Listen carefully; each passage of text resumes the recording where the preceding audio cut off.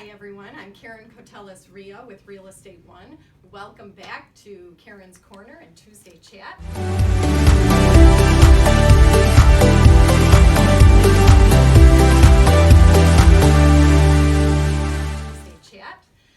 Today we have two lovely guests, and they are visiting us from Special Olympics, Michigan. I'd like to welcome you to introduce ted.grossnickle. And Ted, tell us a little bit about what your position is with the Polar Plunge and Special Olympics, and how you're involved. And then afterwards we'll go over to Anna.Blakeslee and we'll talk about what she does. Great, my name is ted.grossnickle with Special Olympics Michigan. I do development and events. So I work on engaging the community, local civic groups, and corporations in everything that we do, whether that's volunteering at our local tournaments, or helping us raise funds at some of our fun and engaging fundraisers, or attending our kind of more upscale fundraising events. We work on just all sorts of engagement. So right now, being the cold winter time, our big focus is the Polar Plunge.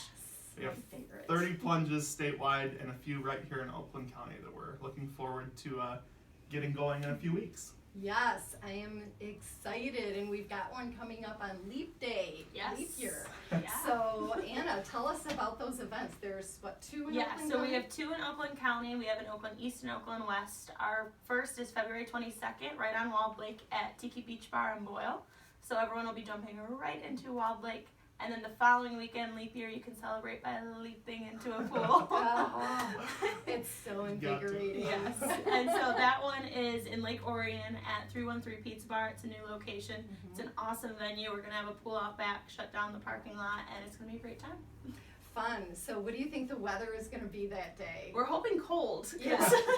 Yeah, especially with the lake, we need a little bit of ice to jump off of, but hopefully not too cold that you guys don't enjoy yourselves.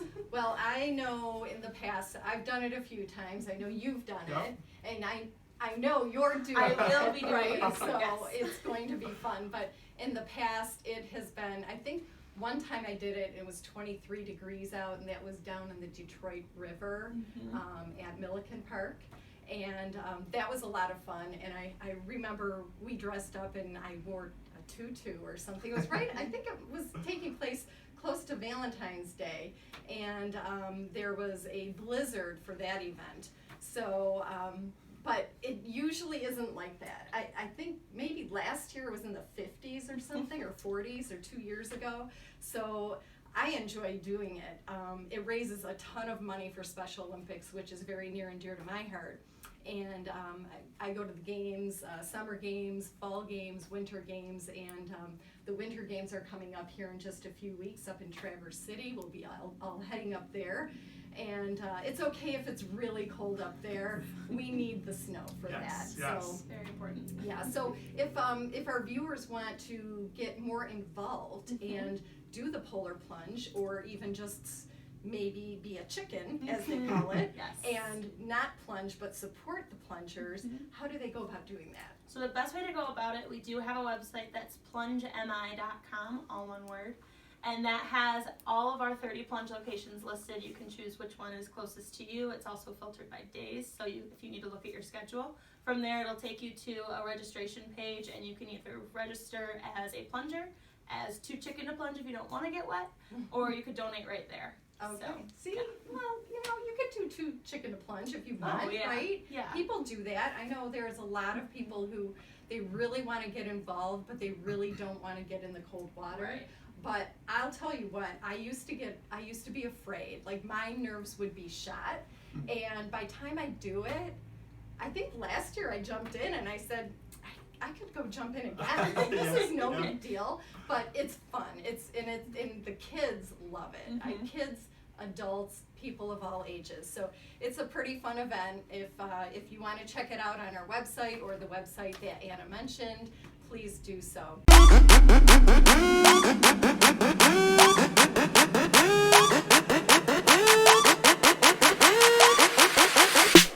Are you ready?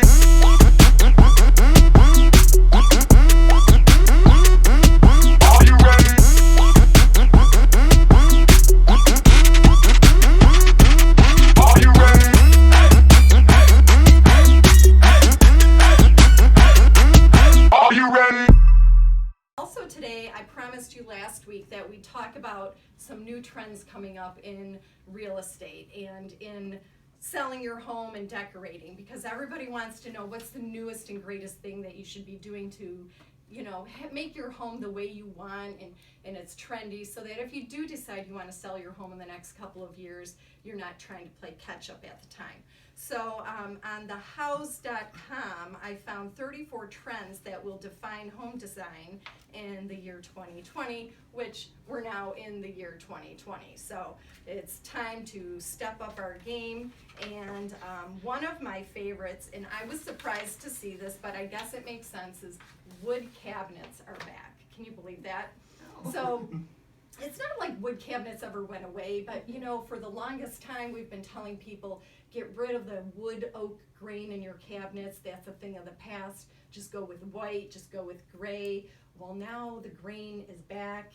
It's bigger than ever. Hickory is a really big deal now. So hickory shows more knots and a lot more drama in the wood. So it's a very loud pattern. So a lot of people like to see that now. And I'm also noticing that, and I'm seeing this in homes, not necessarily just in this article, but different colors in kitchens, like a lot of blues and greens, and I've even seen pink cabinetry. So people are doing not just the white, but they're doing, you know, the blue and then the wood. So they're doing like 3 different colors going on. So that is one of the things on the list. And then number 18 on this list, and we'll put this on our site, multifunctional island centers. So, you know, when you have a big party and somebody needs a drink and everybody is gathered in the kitchen and somebody wants to get a nice cold drink out of the fridge, but there's always people standing in the way. So a multifunctional island has the refrigerator at the end of the island, just like a beverage fridge. So that is another trend that, you know, we're seeing. Plus we're seeing microwaves built into islands, things like that. So, and then, so they call that a hard-working island. So those are just 2 of the 34 things that you can check out. Some of them are pretty hilarious. One talks about the bathrooms, and there's even a picture, and it makes the most sense in the world. It is a freestanding tub that is in the shower. And it looks pretty cool, and it is kind of smart, but I don't know if I'd want to be the person to have to clean that. So, yeah. So that is it on my updates, but check that out on our website. And I really want to thank you guys for joining us. I'm really looking forward to going up north in a few weeks, and then after that doing the Polar Plunge. And if you have any questions, get on that website and check it out, or you know how to reach us. Thanks everyone for visiting. Next week, I'll be in Hawaii, and I'll probably do a post from Hawaii, right, Alexa? Mm-hmm. Do you want to fly there and meet us? Yes. The opposite of a Polar Plunge in Yeah. Hawaii. Yeah. Exactly. I have to warm up before I cool off. So, everyone, thank you so much. Thank you for being Thank you here. for having us. And thank you for bringing the flyers, and we'll be sure to distribute those. And I'm Caron Koteles, Riha with Real Estate One Rochester. Don't make a move without me.